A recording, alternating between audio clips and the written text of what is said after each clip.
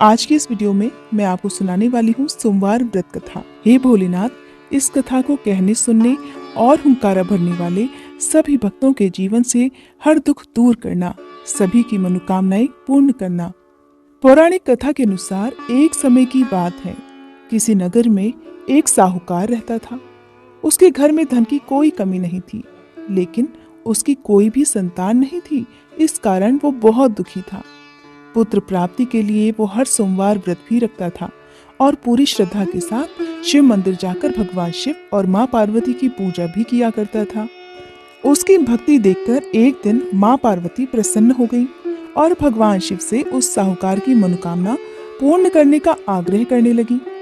देवी पार्वती की इच्छा सुनकर भगवान शिव ने कहा कि हे पार्वती, इस संसार में हर प्राणी को उसके कर्मों का फल मिलता है और जिसके भाग्य में जो हो उसे भोगना ही पड़ता है। लेकिन पार्वती जी ने साहूकार की भक्ति का मान रखने के लिए उसकी मनोकामना पूर्ण करने की इच्छा प्रकट की। माता पार्वती के आग्रह पर भगवान शिव ने साहूकार को पुत्र प्राप्ति का वरदान तो दे दिया, लेकिन साथ ही ये भी कह दिया कि उसके बालक की आयु केवल 12 वर्ष की होगी। माता पार्वती और भगवान शिव के बीच इस संवाद को वो साहूकार सुन रहा था। उसे ये बात सुनकर ना तो खुशी हुई और ना ही दुख, बल्कि वो पहले की तरह भगवान शिव की पूजा करता रहा और उपवास भी रखता रहा। कुछ समय के बाद साहूकार के घर एक पुत्र का जन्म हुआ।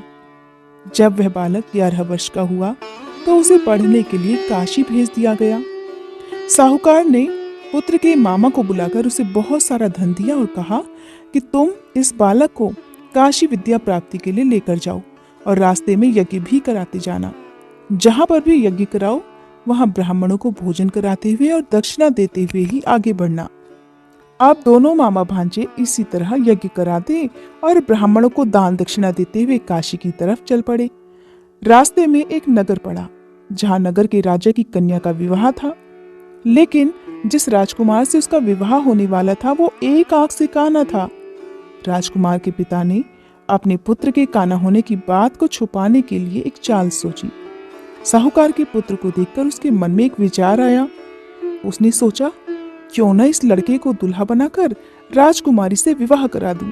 विवाह के बाद इसको धन देकर विदा कर दूंगा और राजकुमारी को अपने नगर ले जाऊंगा। लड़के को दूल्हे के वस्त्र पहनाकर राजकुमारी से विवाह करा दिया गया।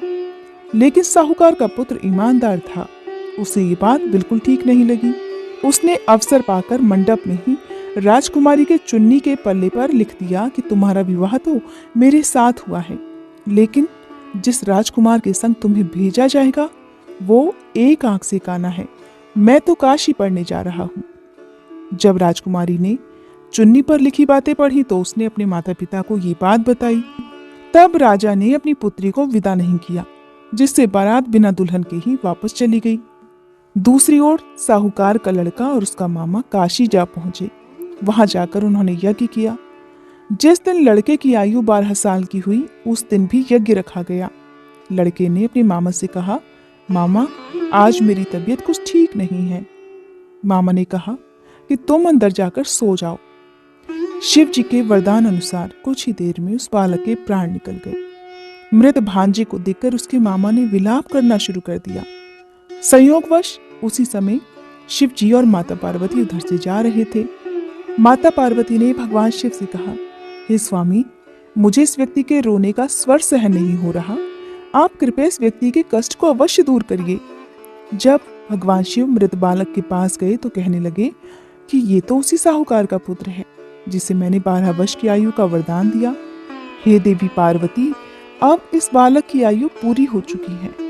लेकिन ममता से विभोर होकर माता पार्वती जी कहने लगी, हे महादेव, आप तो सभी के दुख दूर करते हैं, अपने भक्तों की मनोकामनाएं पूर्ण करते हैं।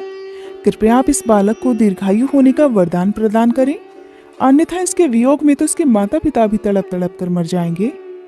माता पार्वती के आग्रह पर भगवान शिव ने उस लड़के को पुनर्जीवन होने का वरदान दे दिया। भगवान शिव की कृपा से वह लड़का जीवित हो गया। शिक्षा समाप्त करके लड़का अपने मामा के साथ वापस अपने नगर की ओर चल दिया। दोनों चलते हुए उसी नगर में जा पहुंचे जहां उसका विवाह हुआ था। उस नगर में भी उन्होंने यज्ञ का आयोजन किया। उस लड़के के ससुर ने उसे वहां पहचान लिया। और महल में ले जाकर उसकी खूब खातिरदारी की और फिर ढेर सारा धन देकर अपनी पुत्री को उसके साथ विदा कर दिया। इधर साहूकार और उसकी पत्नी भूखे प्यासे रहकर अपने बेटे के आने की प्रतीक्षा कर रहे थे। उन्होंने प्रतिज्ञा ले रखी थी कि यदि उन्हें अपने बेटे की मृत्यु का समाचार मिला तो वो भी प्राण त्याग देंगे। परंतु अपने बेटे के जीवित होने का शुभ समाचार पाकर वे बहुत प्रसन्न हुए। उसी रात को भगवान शिव ने व्यापारी के स्वप्न में आकर कहा, हे श्रेष्ठी, मैंने तेरे सोमवार के व्रत करने और व्रत कथा सुनने से प्रसन्न होकर तेरे पुत्र को लंबी आयु प्रदान की है। और इस प्रकार जो भी भक्त सच्चे मन से सोमवार का व्रत रखता है या इस कथा को सुनता है और पढ़ता है, उसके सभी दुख भगवान शिव दूर कर देते हैं और सभी मनोकामनाएं भी पूर्ण कर देते हैं। हे भोलेनाथ, जिस तरह से आपने साहूकार के दुख को दूर किया, उसी तरह से इस कथा को सुनने वाले सभी भक्तों के दुख दूर करना।